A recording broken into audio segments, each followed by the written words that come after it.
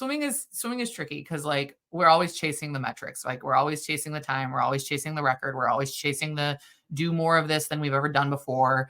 And it's been really cool because it's been a pretty linear experience here in terms of every year we get better and every year we break more records and every year we rewrite the record books and every year we put more people on that all-time top 10 list and every year we send more people to nationals. And that's obviously not sustainable to do that forever and ever and ever. And so, I mean, it sounds so cliche and so corny, but like really focusing on the journey. And like, I mean, it doesn't, you don't have to look past, March of 2020 to like really realize that like, we were all ready to go and all packed up and ready to go to Greensboro for nationals. And that opportunity got taken away.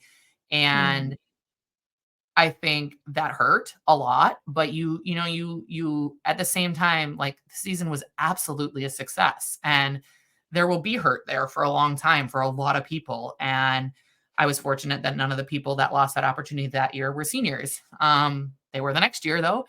And so I think it's things like that. I always say you could get the flu at our conference meet. Like you could slip on your start at our conference meet. And like, we need to have a lot of other ways of measuring if what we've done this year has been successful. And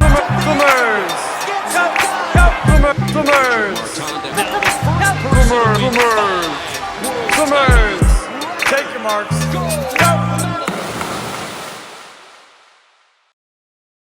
Welcome to another episode of the Get Out Swim podcast. I'm your host, Seamus T. Quinn, and today I'm joined by head coach of men's and women's swimming and diving at Swarthmore College. This is Karin Colby. So, Karin, thanks for hopping on. Thanks for having me. Yeah, of course. So I wanted to start by you kind of giving us a recap and some thoughts on the Centennial Conference Championships that both your men and women had a few weeks back now. Both your men's and women's team captured the conference title championship. I think it was a three-peat for your men and your women. So super exciting, I'm sure, on both sides to just capture that title, to feed off each other's energy, and to just see some amazing swims. So what were some like again, general thoughts, but also like maybe memorable races and just moments throughout that meet for you as a coach and the rest of your coaching staff? Yeah. So, I mean, it was a pretty spectacular weekend for both of our programs. We definitely use that meet as our primary focus for our team. We have about 60 folks on our team between our men's and women's teams. And so not everybody can compete at that meet. We are limited to 18 and 18. But it still is kind of our primary focus meet for our entire program. And we structure our whole season around that championship experience. And then, NCAA's is obviously a nice reward for the performances that we see that weekend. But that going into that meet and having every single member of our team fully committed and fully bought into the significance of that weekend makes it even more special. Winning both sides is fun. I don't know that it'll ever get old to have that kind of success on both sides. It's special to go through sessions and have heat after heat, final after final, console after console, go in our favor, to 1, 2, 3, 4 events or 1, 2, 3, 4, 5 events. And it's a really cool experience. We're in just a fantastic place as a program right now with our culture that it does feel like everybody's really bought into every race that happens. And I tend to kind of undersell things, I think, in my personality and kind of my leadership. I like to, have really realistic goals and really kind of level-headed thoughts as I go through seasons and championship seasons. But I think our performances, particularly on Saturday of that meet, were pretty spectacular, and it felt like I would say that Saturday night session was probably one of 2 or 3 of the best sessions of swimming that I've ever been to in my life. And It was just really cool to kind of have that snowball build and build and build and build and just kind of have performance after performance that really were demonstrative of the work that our students had put in this year. So it was pretty special, certainly. And I definitely haven't had time to fully process it, or even really begin to process it. We're already back to work and trying to get our group ready for NCAAs, um, but I think there's a lot of good to take from it. And of course, as most swim coaches do, we also kind of dwell on the where things could have been a little bit better. And so Mhm. that's what I'll spend the next 6 months doing after NCAAs is over, is figuring out what worked and what didn't. Mm. And are you a coach who can kind of stay steady throughout the meet, even with the excitement, or are you the type of coach who's just like jumping up and down, getting really energetic, and like you have to kind of like bring yourself back? Because I see like a bunch of how just like coaches react. It's interesting to me. So how would you Yeah. describe maybe yourself throughout the meet? I definitely used to be much more of a jumper and a screamer. I'm actually currently 8 months pregnant, so that doesn't really work super well. Mm, yeah, yeah, yeah, My body is not yeah. cooperating with that style of coaching. But Sure. I Yeah. actually found myself being very, very I don't know, emotional during this Mm, meet. I don't usually cry at swims. Like, I've been to enough swim meets in my life. It takes a lot to really break me down. Um and we had a couple of swims that really floored me, or were special for a lot of reasons, that got me a little more emotional than perhaps I was prepared for. But yeah, mm, I think I'm pretty even keeled by and large, and get excited for the students, and then on to the next race. yeah. Well, talk to me about like some of those, I don't know, just races maybe that made you more emotional, or yeah, just like any special kind of races within that meet. Yeah, I mean, I think that there's a lot of personal journeys that we've been a part of for a while here. And I think whether it's the fifth year senior who finally got the swim that we'd all knew was in him for years, and just we're kind of Mm, waiting for that moment, after the roller coaster that was the last 5 years of qualifying for nationals as a freshman, and then having nationals canceled, and then having a COVID year and all of that stuff. And so, like, there's a lot mm, tied up in a lot of those swims. um the person who had kind of given up on setting big goals because they always felt frustrated by the fact that they never achieved them, and to see them kind of actually, by releasing kind of those expectations for themselves, really be able to thrive and surprise themselves. It's a lot more about the personal journeys that each of these students has been on, that kind of makes me, I guess, kind of gets the emotions flowing a little bit more. But mm, it's special, and it feels like every single heat had a story somewhere in it that was fun to celebrate, and to kind of get that whole kind of, I don't know, a little bit of closure, or a little bit of maybe opening the door for some other folks. And so, yeah, it's hard to pinpoint one or two races. I mean, I know what they are, but it would take me all day to explain them in a way that was yeah, meaningful. for sure. Yeah, that makes sense. Well, I saw one stat. I think it was like the most outstanding performer of the meet on the men's side, Andrew. He was like for the third year in a row was able to capture like that, just title, I guess, of being, voted as like the most outstanding performer of the meet. So maybe talk to me about a kid like that who's able to just like do it year in and year out, 3 years in a row, and maybe like how impactful that can be for your team and stuff. Yeah, and I think that really comes down to people choosing schools for the right reasons. And Mm, when we were recruiting Andrew in high school, he was a really, really big recruit for us to land. And I think mm, he ultimately chose Swarthmore and our program for the right reasons, for the ability to be a great swimmer, but also to be part of a team. He never really had much of a high school team experience. And he was really craving that. He wanted to go somewhere where he could study all of the things that he wanted to study.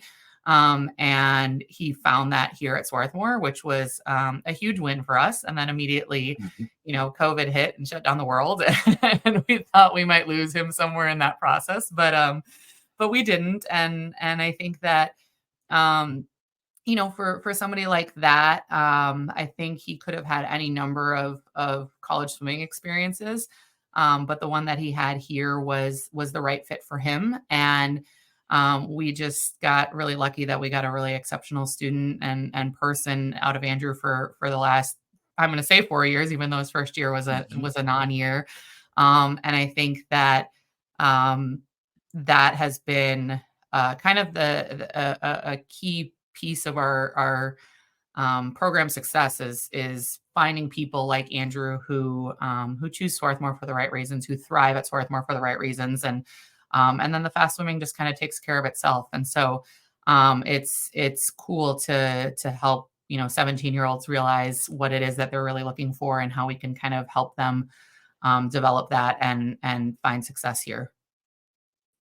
Are there any like mantras or just kind of like rallying cries, or it could be anything from a cultural standpoint that you as a coach just kind of like instill in your team when it comes to like these big meets, or just a message that might be kind of like a go-to when it comes to, hey, like this is a team kind of a team environment here, this is going to be all of you contributing to something like a title. Yeah, anything along those lines. Yeah, I mean, I think for us, it stems a lot from. I always say that the most important thing to me is to be the coach of the team that everybody wants to be on.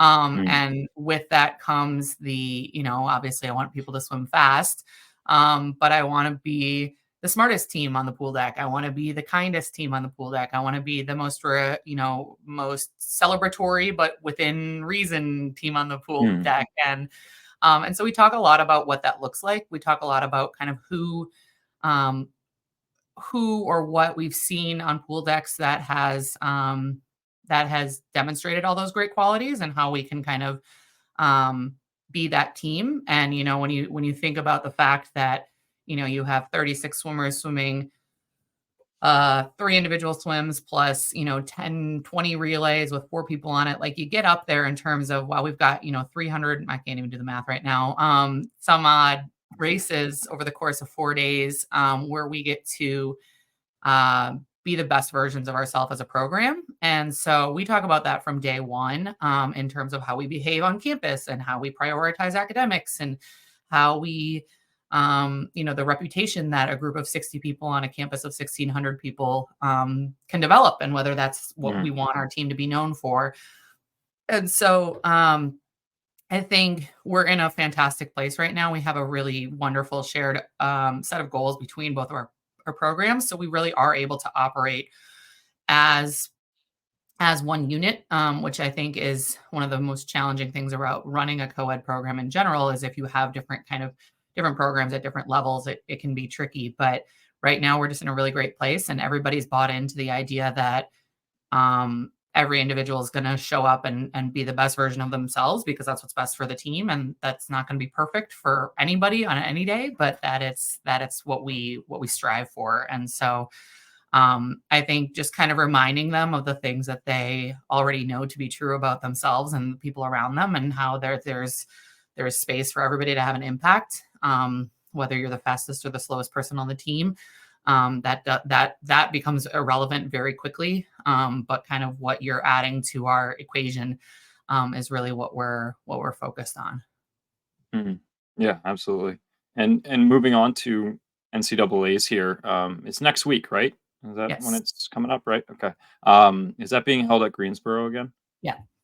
Okay. Greensboro's great. Love that facility. Top tier for sure, and the environment. But yeah, so talk to me about kind of the prep work that you guys have done from the coaching staff standpoint since that conference championship. Like you said, it's you don't even have time to really process everything because you got to turn around and get the NCAA squad rolling for the NCAA championships, in like 3-4 weeks time. So yeah, like how is that prep work just look like, and how many athletes will represent Swarthmore at that championship?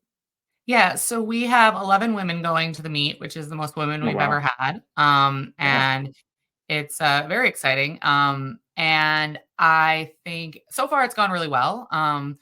Year ago at this time, I felt like everybody was sick. Everybody was really struggling. It was really challenging. Mhm. I actually sent myself I boomeranged myself an email to send to myself like the day before conference of this year, reminding myself of how horrible this time was between conference and nationals Oh, yeah. so we could plan better and think about it differently. And fortunately, knock on wood, we've stayed healthy. And this group of 11, 8 of them have already been to this meet before. So they Mm, have great experience and know what it looks like. And the other 3 have all been to really high level meets at points. And so I feel like for a while it took us a couple of years to build up a knowledge base and a kind of a sense of what to expect, both from the training leading up to nationals and what that meet looks like. And right now it feels really good because I feel like we have all that kind of um, first time jitters. We're not really worried quite as much about as we have been in the past. And I think that the group is doing really well. I mean, we're here right now. It's spring break, so there's not a lot of people on campus. There's not a lot to do, but we just had practice this morning and then had a team brunch and so I think that it's about keeping them happy and focused on what's next. And I think the other cool side about where we're at right now is that because we have that experience and because of the who we have going to our national meet, we have a lot of people who are in a position to do really extraordinary things, which is kind of cool. mhm, I feel like, again, kind of over the last 8 years as I've been here, a lot of our feelings towards this meet have been like, we're happy to be there. And we got a 16th place relay in mhm. and we hope we make it back. And I mean, there was a lot of firsts that we celebrated, which has been really cool. But kind of just looking at where obviously psych sheets are what they are. And we all know that that doesn't play out at all. But just to Mhm. kind of see that, like, we're in a position to really feel like we belong and really feel like we, um, deserve to be up on the podium, deserve to be making it back for big swims. And that's a really cool mindset to kind of share with this group as we head into this meet. So I think the double taper is always hard. I think that I can overthink it way too much if I let myself. But I also believe that 99% of the work, or 99% of the results, I guess, is based on the work that they did before February. So what we do on a Tuesday in March is try not to mess it up. But I think so much of what happens on a double taper is determined based on what you did in the summer or what you did over winter break or what you did in many other spaces. And so we just try to kind of fine tune things a little bit, find a couple spaces from their races at conference that we can improve on, and generally just keep them happy and keep them moving and keep them hopefully feeling good.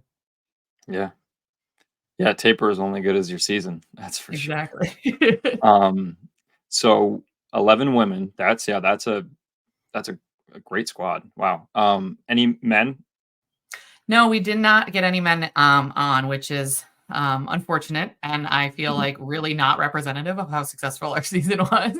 Yeah. I feel like Division Three Nationals um, is a really hard meet to make, especially on the men's side, with It where the really cut is. lines are. And I think that we had 4 guys there last year, and yeah, somehow we have 0 this year, which is, again, I don't feel like at all representative of how successful our year was. I think we had um, a ton of success at every level, at every dual meet, at our conference meet. I mean, our men's team scored the most points in conference history on the men's side, and broke a bunch of school records, and we did a lot of Yeah. things right. We had a lot of B Right, cuts, right. but we're on Just the outside looking in on all those mm, lines, which is, I guess, just kind of how the pieces fell this year. yeah. All right, well, highlight maybe then some of the swims that you'll look forward to at the NCAAs for these 11 women. Like, are there any in particular that you're looking at? Like, oh, they have a good shot in this relay or a good shot in this individual performance with how they stack Yeah, up. I mean, I think that the fact that we only have uh, 3 women who are relay only swimmers. So most people have quite a few things to swim. I think Hmm. is a nice start. We have a couple of relays that are seated really well, which would be fun. I think there's a little excitement about bringing home little trophies. So whatever motivates them is fine with me. Yeah. But then, we've got some sprinters who are seeded to make it back. We've got Elle, Anthony, and Janine Collins in the 50 and the 100 who are in great positions in those. I think Quinn Wagant is seated really well in the 2 and the 4 IM.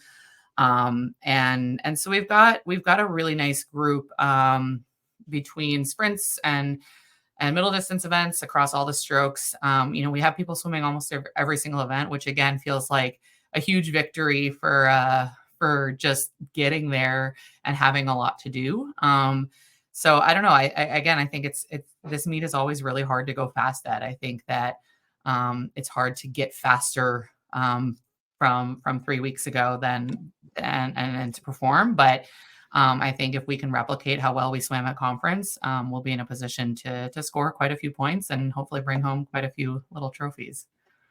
Yeah, definitely. Like you said, yeah, it's tricky to have the expectation of, having like huge drops after such a successful meet at conferences. But I think the competitive atmosphere, at least in my experience of being at a meet like NCAA's, is just, it raises the bar, it raises the level, and they get excited, right? If it's the hardware or whatever, it's exciting. Cool. Absolutely. All right. Well, it's nice to get a picture of just how the season is wrapped up for Swarthmore here. But I do want to take a trip back in time here. So I want to know just more about your background in the sport of swimming, kind of where it all started for you, and then just how you transitioned into coaching, and maybe who were some of those early mentors for you along the way. Yeah.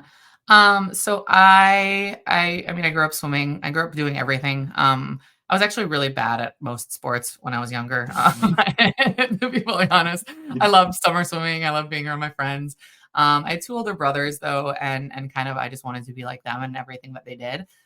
They both fell into swimming, and so in kind of middle school, I was looking at trying to make my high school swim team, which at the time had won a bunch of state titles and in Wisconsin, and that was a lofty task for me. So I started swimming year round, and I was probably person number 36 my freshman year out of 36 that made the team, and I think a lot of that was due to the fact that the coach had watched my brothers progress. We're all quite tall and a lanky folk who didn't really develop until we were in our teens and college. And so I give him a lot of credit, my high school coach, for taking a chance on me, because I don't know what I would have done had I not made my high school swim team up.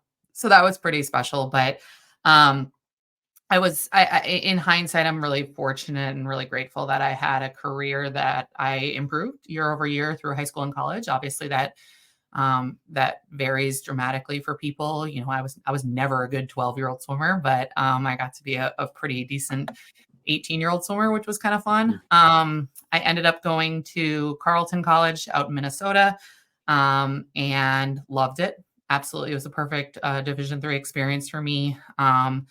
I got to be the nerd that I was as a student, and I got to be the competitor that I wanted to be as a swimmer. And it was a really wonderful balance for me there. I was very close with my coaches. Andy Clark was obviously very instrumental in my swimming career there, and has stayed a good friend of mine since. But that was a pretty cool 4 years that I got to spend there. I think pretty much every friend that I have that is not from my immediate coaching circles today is a college swimming friend of mine. So it's kind of, I don't know, maybe all my friends are just swimmers. But it is it was a pretty formative experience for me in a lot of different ways. And then I had no idea what I was going to do when I left. And both my parents were educators. My dad was a college professor, and my mom worked at my high school. She was a teacher and a librarian. And so I had always kind of thought that education was where I would go. But I didn't, have exactly a plan when I graduated.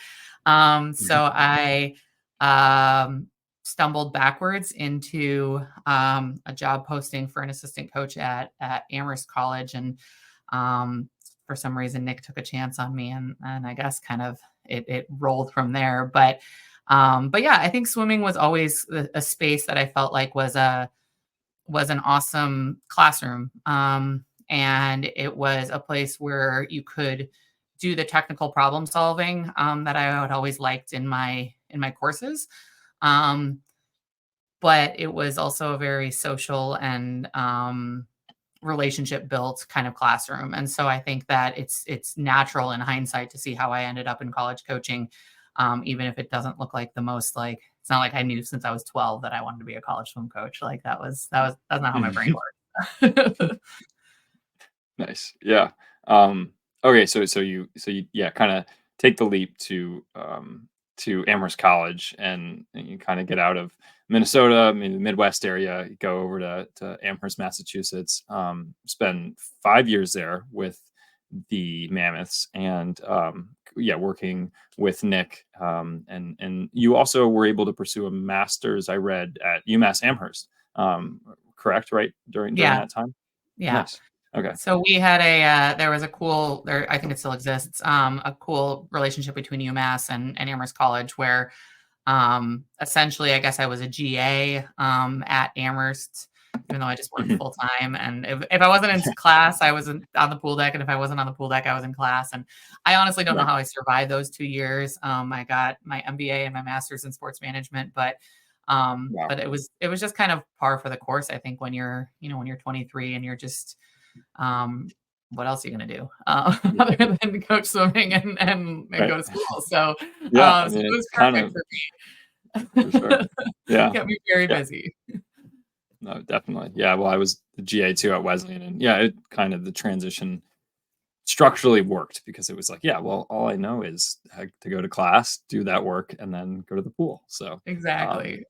yeah, the transition is definitely kind of seamless there. Although I always thought, well, coaching, even if I'm getting up early in the morning, like, and I've just, worked, in class or on some work like late at night, as long as I'm not getting in that pool, I can tell my brain that, like, you're good. Like, you're not Exactly. getting in that water at 6 a.m. You're just there to, orchestrate Tell what's other going people on. too. Yeah, exactly. So Absolutely. I could always rationalize, like, this is fine. You're okay. Yep. So Absolutely. nice. Well, cool. All right. So tell me about that experience just at Amherst, like maybe some things you realized early on. Because obviously, I mean, you stayed in Division 3, and that's kind of been the course throughout your journey, landing ultimately at Swarthmore. But yeah, what were maybe some like early kind of learning experiences for you, just being at Amherst, working with Nick, and kind of just yeah, I mean, working at also like a very high level academic and athletic institution like Amherst. There's definitely parallels with like an Amherst and a Swarthmore. So yeah, just talk to me about that experience. Yeah. I mean, I think for it was simultaneously really easy to transition and also just like completely eye-opening and shocking. I Mm, think that, Carleton is an extremely rigorous academic experience. So I think I could relate to the students in a really natural and easy and comfortable way. mm, But when I started there in the fall of 2008, and at nationals in 2008 in March, their women had finished second at NCAA's. I think they won 8 events, broke 6 national records. And so I walked wow. on the pool deck to just a team of absolute incredible people and incredible student athletes. And I was um, way in over my head. I did not know that was what that could look like. Wow. And I think Nick and I connected really, really easily and comfortably, in terms of he needed help in the areas that I could provide them, in terms of organization, in terms of the recruiting side of things, in terms of helping him keep a 50 or 60 person program moving in the right direction when you have a 6-lane pool, and kind of how we could organize everything. That's a lot. I talk a lot about organization. That's definitely my strong suit. Mm, And so at the same time, I was just like, I would just follow him everywhere. Like, what are you saying to this athlete? How are you doing this? Like, I don't know how to interact with with a Kendra Stern, like she's so fast, and like, and they're like a year or two younger than me. And so like, there was definitely like a huge imposter experience there of me just feeling like, I don't know what I can offer this program and these people. But early on, it was really a lot about just being another person and being a voice outside of their immediate social network, a set of ears to help them navigate the college experience, and then just trying to stay out of Nick's way and yet learn as much as I could, and organize and help how I could. And so it was really special, though. It was really cool to to work with student athletes who were pretty outstanding in the pool and in the classroom. Um, and again, I joke that I was totally in over my head, but I was, and that's okay. And it kind of taught me to learn a lot, and not necessarily in a formulaic way, right? Like Nick was a very gut feeling kind of coach. And so I would try to kind of spreadsheet out the way he was training something. And he was like, well, I think this is what we need to do today. And I was like, but why? Like, tell me why. Why And are he you was like, feeling that? right, like I need to know more.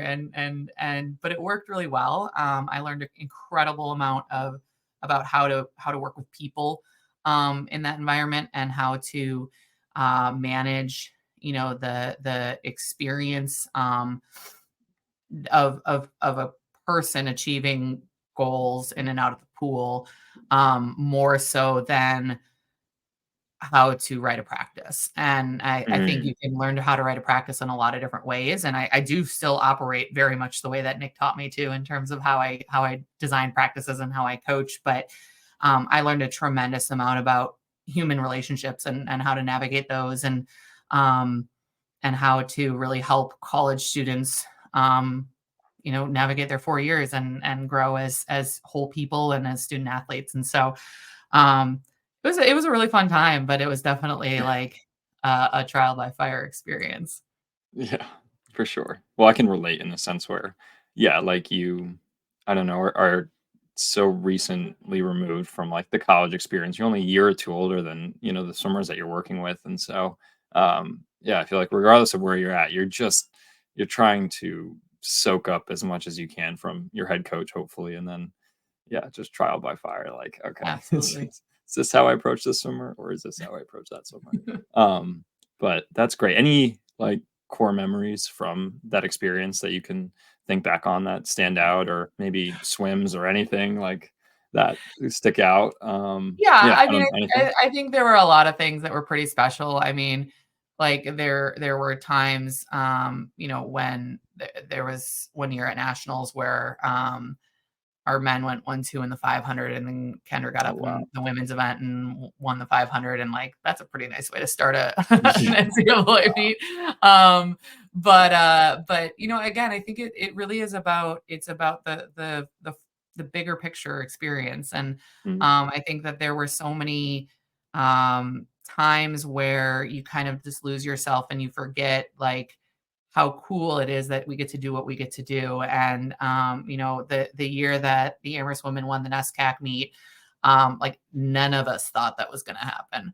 And I'm wow. like the person who scores everything out ahead of time, and it's like, okay, well, if we do this, we do this, and we do this, like this might work out this way. And there was no way we should have won that meet. Like it still doesn't make sense to me how we did. But I think we just had this incredible group of people who showed up and worked hard every day, and we got to celebrate that at the end of the season with a win that nobody saw coming. So I think Mm, that there's just like a lot of memories like that stand out to me. Obviously, individual swims here and there, but the relationships are pretty special. And the fact that I'm still going to weddings for Amherst people is pretty fun. And I mean, it was a long time ago. Like there's a lot I don't yeah. remember about being there as Yeah. well. Yeah, for sure. Yeah. Well, that's great. And then, I mean, clearly that kind of kept your passion rolling, going into your next spot at MIT. So, yeah, talk to me about that next leap. Like, okay, 5 years, at Amherst College, got my feet wet in the coaching ranks there, and now taking over another high level academic and athletic institution like MIT. So yeah, talk to me about your experience there. Yeah, so that was another kind of fortuitous, I guess, transition. I think that by the end of year 4, year 5 at Amherst, I was kind of itching to move on. I'd applied for some head coaching jobs, some other assistant jobs, uh, and I kept coming back to the like, where can I learn the most, and where do I want to be in not my next job, but the job after that? And how do I set Mm, myself up to get there? And so I passed on a number of opportunities along the way to stay at Amherst. But by the end of 4 or 5 years, I was feeling like I wanted a little bit more money and a new set of challenges. And so yeah. I had known Dawn and Sam Pitter, who had been at MIT before me, for a while, and so I kind of knew that this was coming in terms of expecting a position to open at some point. And it just kind of worked out really well. The timing was not great. I started there in October, but the timing is never great. So, Right, um, right. for me, it was an opportunity to see if to learn more, to be somewhere that was simultaneously very similar to Carleton and Amherst in terms of the academics, in terms of the type of student that they attracted, but also completely different. And I grew up in Madison, Wisconsin, so I knew what a university of that size looked like. And I had Mhm. gone to Carleton and worked at Amherst, so I knew what kind of the small liberal arts school looked like. And I didn't really I wanted to learn more about kind of how the institution of a place like MIT operated, and what that student athlete experience was like. And so it worked out really well in terms of transitioning there, and getting kind of thrown into the fire there as well. And that was challenging. It was really, really challenging because it was, as much as I expected it to be really similar in a lot of ways, it was very different, and it was a very different type of student and a very different kind of school environment, a very different lifestyle environment. I'd always been out kind of in the fields, and to be very urban and have these students who had incredible opportunities on their campus to work with the absolute best and brightest, Yeah. is, and that's not to say anything negative against Amherst or No, no. Swarthmore or Carleton people, but um, it was a very different experience, and but I loved it. It was a new set of challenges. It was a new set of how do we train people differently given the restraints we have here versus the restraints we had somewhere else. What does this look like, and how do we navigate this? And so I think it was actually my time at MIT that kind of affirmed that I do belong more at a liberal arts undergraduate focused school. But it was, I mean, every interaction, every relationship you build at any of these programs is going to be different, and they're going to change you, and they're going to make you a better coach and make you think differently about a set of challenges in the pool or a set of challenges outside of the pool. And so it was an awesome 2 years just to kind of learn and grow with that group of people. Feel like maybe I had a little bit more to offer than when I had started at Amherst, but also to kind of have the opportunity to figure out, like, how can I make this program that is already really, really outstanding? How can I make them better? And that's Yeah. that's a really challenge. Like, that's the same challenge I had when I started at Amherst, but I didn't know that that was the challenge that I had when I was at Amherst. And so, Right. walking into this was it challenged me in a lot of ways as a coach. But I tried to learn and grow from each interaction and each piece of that equation. Yeah. Well, give me maybe like some more specifics there, like just especially with like trying to take it to the next level. Like, how did you approach that? Because obviously you're not, ultimately you didn't spend a ton of time like at MIT in the grand scheme of things, but like, yeah, what was your process like? Just, was it long nights, just in the office, or how did you kind of like balance that out, between kind of like moving to a new area, learning the new school system, but then also trying to be like, how can I make an impact? Yeah. I think the biggest challenge for me was that, Sam Pitter had been the interim head coach the year before, and um, she has an incredibly different way of thinking about swimming than I do, and Mm, I think that I would never put myself in the category of like most creative or smartest or most um, innovative coaches. And I think Sam is definitely in that category. I try to mhm. learn from all these other people, but I just, I think that there are some coaches who think about swimming in a really, really innovative way.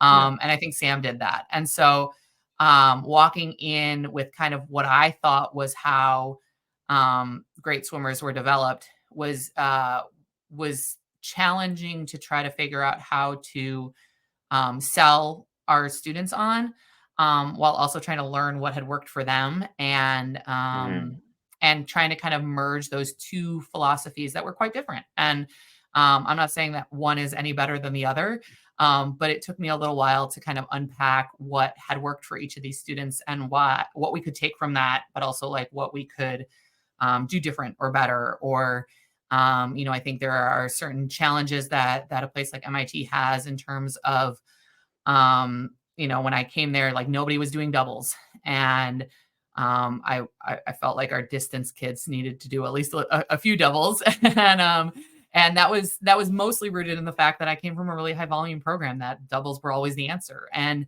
so learning to understand what worked for them in a way that allowed them to be successful without the simple solution of just do more. mm, But also saying like, can we do a little bit more? How can we fit this in? Or what should we be changing to make this even better for you? And so again, it was very eye-opening in a lot of different ways on that front. And again, I think I knew a lot of those challenges were going to be the challenges I was going to be walking into because I knew how Sam um, thought, and again, she and I had talked a lot about swimming prior to me starting there, so I knew that we thought differently about it. Um, but knowing that and explaining it to a team on a Tuesday afternoon are two very different things, and so it's kind of a baby step thing, but also wanting to jump it with both feet and try to make the biggest impact that you can is a fine balance to try to find.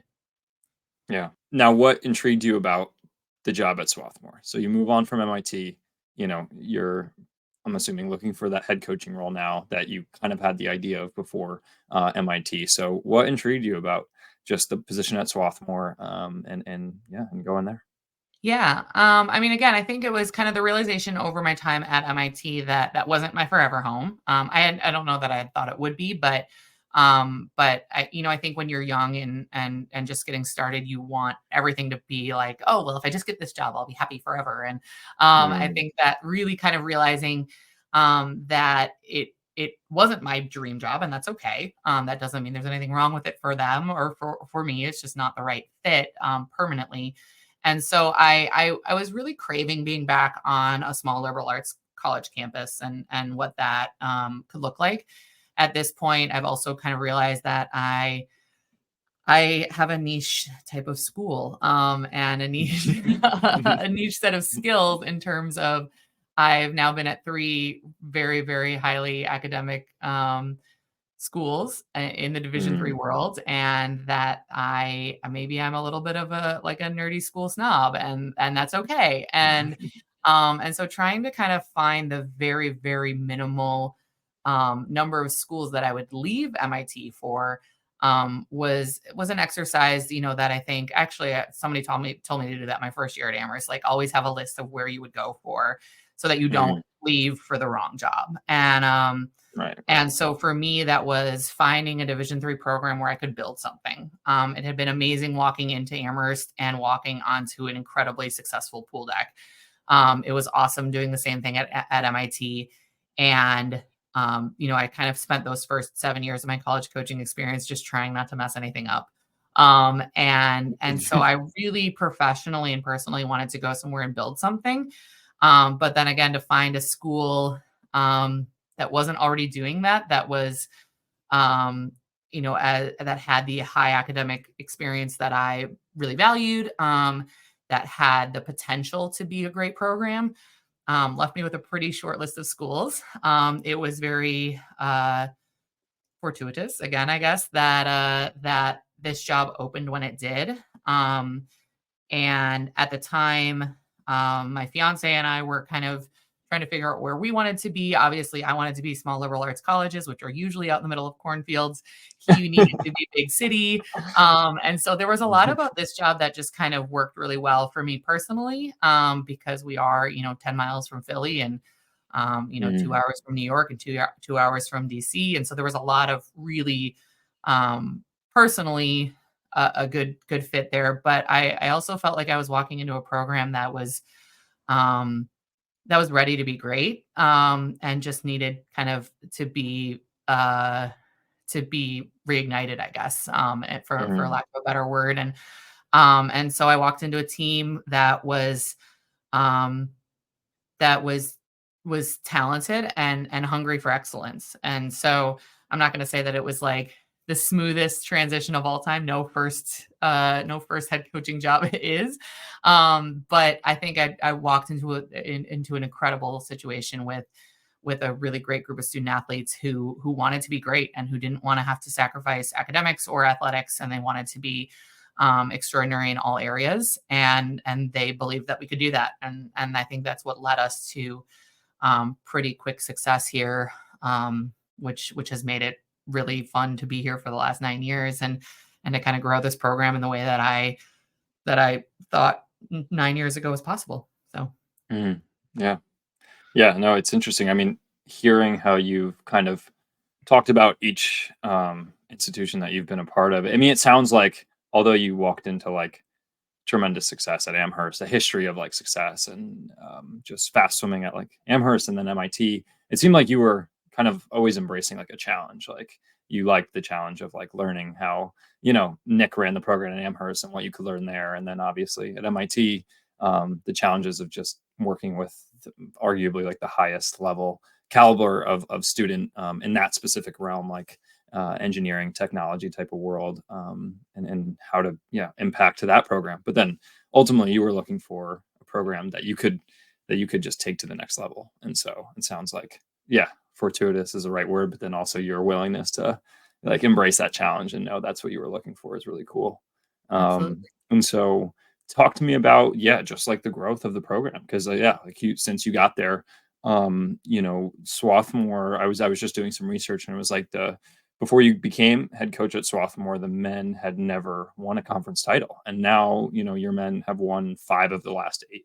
And same with your women on their side. They had won a conference title, but like you are incredibly successful winning, 3 conference titles in a row just in these past 3 seasons with them and sending 11 swimmers to NCAA. It's just like breaking records for Swarthmore swimming and diving, setting new standards. So, like, what do you attribute it to? Yeah, I mean, I think I have my personal and professional like list of metrics and what I want to accomplish in a season and where I want our program to be by the end of the season. And I think we've been fortunate to pretty much exceed that every single year in terms of our women broke 15 school records this year. I don't even know if that's right. I would have to look. A lot. We a lot of school Yeah, a lot records of school records. Yeah. and, and that's awesome. Was that my number at the beginning of the year? I don't know. But I think that there's swimming is tricky because like we're always chasing the metrics. Like we're always chasing the time, we're always chasing the record, we're always chasing the do more of this than we've ever done before.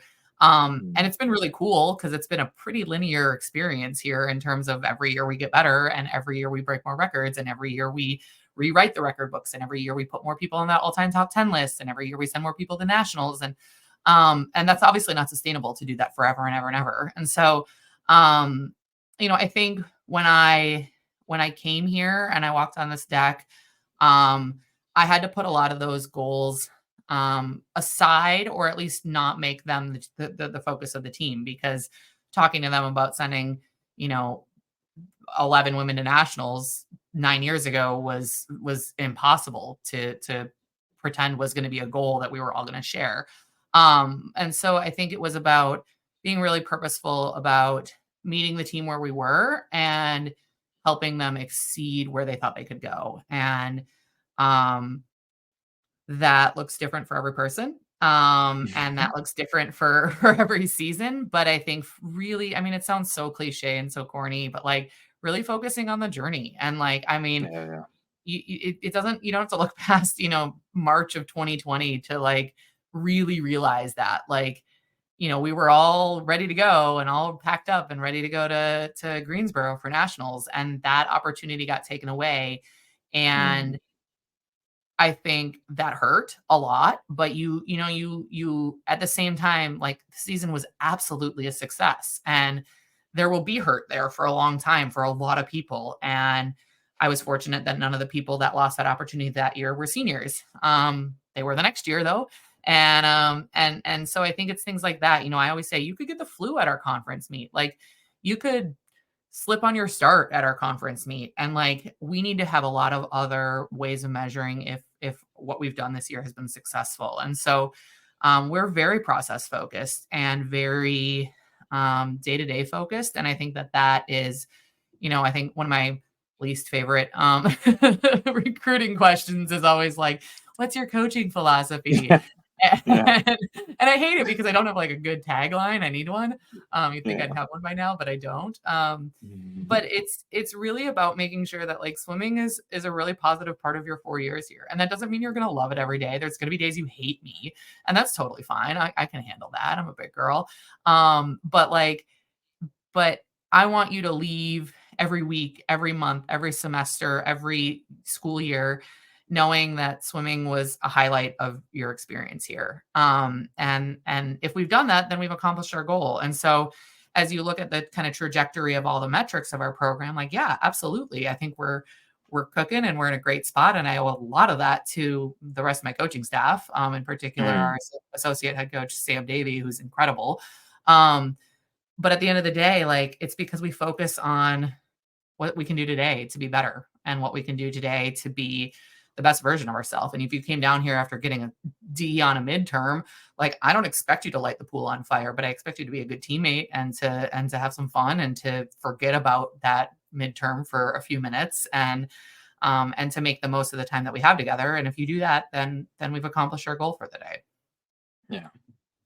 Yeah, definitely. Well, you just mentioned, a vital piece of the success, like having just great coaches around you. So, talk to me a bit about just like how impactful Sam is in his associate head coaching role. I'm assuming too, like, 8 months pregnant. I don't know how the timing works out, but in case you have to step away from the pool and he, assumes that role of kind of being like an acting head coach while you're away. Like, yeah, talk to me about just having someone like that on the pool deck with you and maybe, taking some of the load off your own schedule as a head coach and the busyness of that. So yeah. Yeah, I mean, we've been together now for 7 years, and I don't know Mm. how I ever got as lucky as I did to get him in the first place, because I had, a couple nickels to offer him his first year here, and he was coming from the University of Tennessee, and Wow. where he had been working with Matt Credich and some of the best athletes Mm. in the world. And I was like, "Hey, come work here at Swarthmore College. I'll pay you nothing." And um, and for a variety of reasons, it was a great fit. And I think that, I mean, we've now, again, for the last 7 years, we worked out a dynamic that works really well for us and for our program. And his strengths are really complementary to mine, and vice versa. And I think that he is, I was talking about Sam Pitter a little bit earlier in terms of how she thinks about swimming in a much more innovative and kind of pushing the boundaries way. Like that's what Sam Davey does for our program, and he is constantly learning, and he's constantly um, wanting to try to figure something out in a new way. And I'm all for it. And my brain Mm. doesn't work in the same way his does, but if we try something 10 different ways and it works really well, then we're going to adopt it fully. And so he's always thinking outside the box and trying to figure out how to be smarter and how we train. And I love that. And I think that works really well for a lot of our students. We also have some students who need swimming to be the space where they turn their brain off. And so Mm. I think he and I offer really kind of the full spectrum of terms of like how we train athletes, and it's all successful. It's just kind of um, gives everybody a space to thrive on our pool deck. In terms of taking the load off. I mean, it's been tremendous. In the last 5 years, we've actually, between the two of our families, like this will be our fifth child that has come. So like Wow. we're well practiced Yeah. at this whole interim head coach thing. And Oh, I wow. think what's really nice about it is that this one will be the easiest one because it's the off season. Mhm. But he knows how to do the things that I do, when he needs to do them, but he doesn't like a lot of them, and so it's great. And so he has to suffer through them for a few months, but then he can pass them all back off to me. Right, But right. again, I think it's just about finding our strengths and figuring out what works for us individually as we kind of navigate our professional experience, but also what works best for the team. And neither of us has an ego in the game. And if a student comes to us and feels like they're training in the wrong group, or they don't like the way that I write IM sets, but they like the way Sam writes IM sets, then they're gonna do IM sets with Sam, and like so be it. That's fine. Mm. And neither of us really has like a, well, if you don't want to train with me, like you can't be on our team. That's not how our attitude is at all. And I think it's about trying to figure out what works best for our student athletes in and out of the pool. And I think we're a really good duo in that way, in terms of just playing off of each other's strengths, and having our disagreements, or our spaces where we don't necessarily come to the same conclusion, having those conversations in private, and then and being on the same page once we're out in front of the team. And it's, yeah, I mean, honestly, I could not do what we have done without him. So he, Mm. he deserves a ton of credit for this. But I think we're really lucky to have um, each other as a sounding board, and as kind of people to bounce ideas off of. And then the rest of our staff is plays their roles really, really well as well. And I think everybody makes our program better. Yeah, that's great. All right, well, I'll wrap up. Last couple questions here.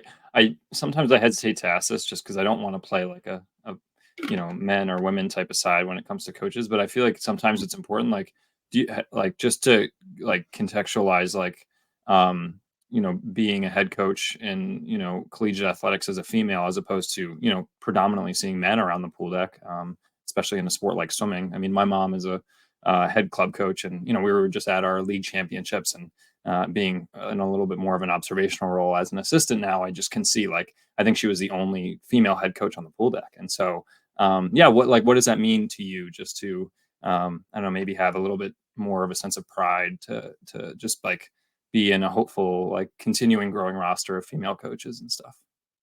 Yeah, that's a really hard question. Mm, And I say that because I think in large part I've had the success that I have, and I've gotten to where I am because I don't necessarily think about that.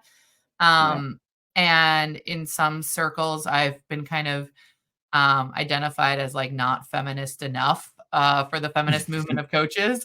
But I also feel like I have to pick my battles as to when I'm gonna play the I'm the only woman's coach, on the pool deck Right. card. And so it's definitely a fine line. I mean, I think again, I grew up with two older brothers. Like I'm about as tomboyish as they come in terms of a lot of aspects of kind of how I operate.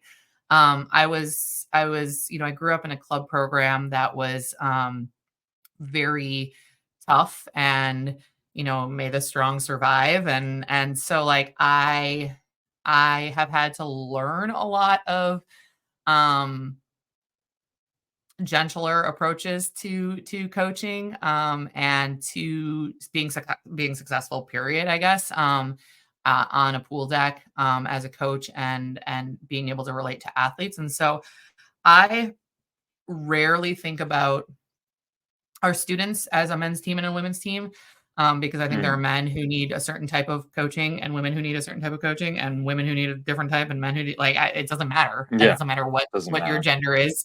Everybody needs to be treated the way that they need to be treated, Mm, and coached the way that they respond best to. And so I I find myself thinking about it mostly um when I when I notice it, like, when I've been, I guess, kinda when I've been put on the spot as the only yeah. female in the room.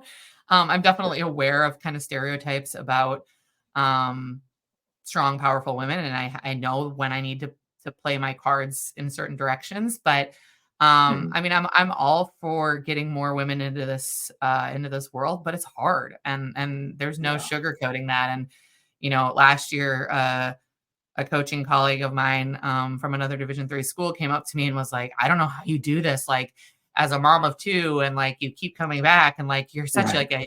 such a hero." And I was like, I mean, I'm just doing my job. Like I'm lucky that I Mm. have a partner and a family that supports me doing this. Um, but I think I take some of those things probably for granted as well, because it's really hard. It is really difficult to live up to society's expectations of being a strong woman without being too strong, or of being a successful mom without the reality that I'm at work until 6:30 or 7 o'clock at night a lot of nights. And so I think it's I don't know. I work through it on a daily basis, I guess. And I'm fortunate that I work in a department that has a lot of female head coaches. So even though I don't see them often on pool decks, I can see them, around me in other sports, and that certainly helps. But I think it's about building your network of people, and finding the people that support you for who you are, and you where for where you're at in your coaching journey. Um, and recognizing you're not going to make everybody happy, and that's okay Yeah. too. And and that Yeah. all we can do is try to put our best foot forward every day. And I don't know, I guess that's kind of where I start and end my day every day, is did I do the best that I could as a Yeah. coach, and as a female sports ambassador, and as a mom, and as a as all of these different things. And so yeah, there's definitely not one right answer, and I think that I just try to put my head down and do my job as well as I can most days. Yeah. No, that was great. I mean, I think, yeah. No, obviously putting you on the spot a little bit with that question, but I think it is a great answer. Good, really good perspective. One other question that just came to mind was, you talked a little bit about growing up in a little bit more of a tougher club environment, maybe just like having that resilience that you needed to just continue to build on, your swimming goals and academic goals, and that transferring over obviously to coaching. But I feel like today it maybe is just a little bit of a different landscape as far as dealing with like young athletes, and even post COVID, and just with cell phones, to be honest, with like how much both young adults and adults are plugged into their phones, and how much we rely on that for certain things. So how do you approach the psychological side of just like coaching, and maybe like dealing with certain mental health crises, or just things that happen on the day to day with student athletes that you're working with? Because I think I got a good kind of wake up call my first couple of years on the pool deck at working at Wesleyan, with just different things that people are going through, and like how to just be there sometimes for them. So yeah. Yeah, I mean, I think that I kind of come at every single conversation, even if it's rooted in swimming, with the idea that it's probably not rooted in swimming at all, Yeah. and that there's probably something else going on, and that um, jumping straight into like, "Hey, what's going on outside of the pool?" might be too intimidating, but creating the space for those conversations. And I think that our team has learned that that's how we operate. That we know that whatever's happening in the pool is just one example of what's happening outside of the pool. And so if there's if things are repeatedly bad in the pool, like there's probably something else bigger going on, and trying to flush that out, and just creating a space to be a sounding board for students, to be a resource for students, and then knowing where to direct them, I think is huge. And I think it kind of goes back to that idea of like, how do we keep our students present? And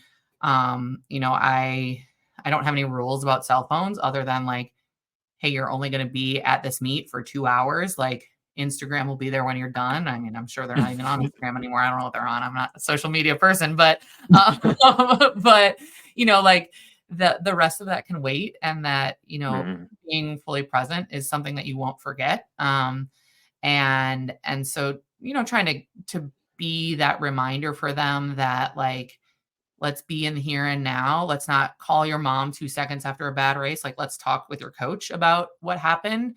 And try to like, like I think that while my club coach was a very much a tough love person, like there was love and there was Yeah. support. And when I think back, I mean, my memory is, I don't know, I'm getting old, my memory is trash, It's a lot of but swimming. like, but but there's a handful of moments from club swimming and high school swimming and growing up in the pool that I will never forget. And they were all moments of like my coach putting down that tough exterior and being like a really available resource for me. And those are the things that I Mhm. remember 30 years later. Like those are the things that changed who I am and changed how I approach every interaction that I have with a student today. And so, yeah, the landscape has changed. I mean, I think the job has changed 100% since I started Yeah. 15, 16 years ago. Um, but it's about, at the end of the day, it's about seeing the people for who they are and helping them become a better version of themselves tomorrow. And um, whether it's a mental health related thing or a family related thing or a injury related thing or a frustration related thing or who knows what it is. There's a million different things that go on in these students' lives, and trying to force them to sit back and think about what is really driving whatever it is they're feeling, without pretending that I'm a psychologist, is has worked really well for us, and it's created space for some really difficult conversations. And but I think most importantly, it's just created space to be okay with whatever it is that is going on, and Mm. trying to identify what we can change to improve it, but also when we need to um, get outside support or when we need to look inside and figure out what's really going on. And so I certainly don't have it all figured out, but I try to always take like the 10,000 foot view first and figure out Mhm. why these pieces are not adding up. Yeah. Yeah. Very cool. Um, and final question here: are you a fan of get out swims? And if so, do you have any favorite memories of a successful get out swim or unsuccessful? I guess, but probably more successful. I admittedly don't do a lot of get out swims. And I think it's because the time that I want to do them most often is like during January training, or like on training trip. And Mm. I'm like, but we're only here for X number of days and we only have so many opportunities. Like we need to do something else. And like doing a get Right. out swim with like 20 minutes left in practice is not very fun. Um, Mm. and so so I can't say that I'm the biggest get out fan or get out swim proponent, but I should be. And when we do them, I like to do them in not just like a one person do this kind of thing, like whether it's a relay to break a certain time or X number of people need to do something to get under.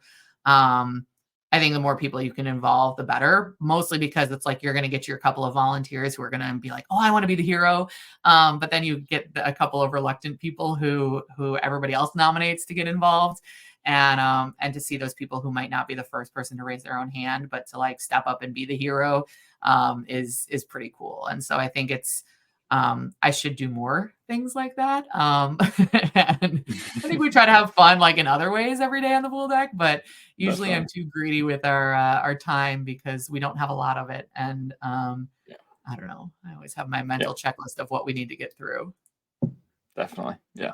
Well, that's great. And then certainly, yeah, maybe get out swim could serve a purpose in the future. Maybe on a I'll training put trip that or on my list something. of things to do next year at least once. That's good. Good. The kids will, yeah, the swimmers will appreciate it. Yeah. Well, good. All right. Well, thanks for hopping on, Karin. It's been great getting to talk Of with you, course. get some of your perspective. And yeah, you seem like just a great coach, a great person, and someone who obviously has made a huge impact at the places that you've been. So that's great. And yeah, if there's anything you'd like to add, now's the time. But otherwise, it's been awesome.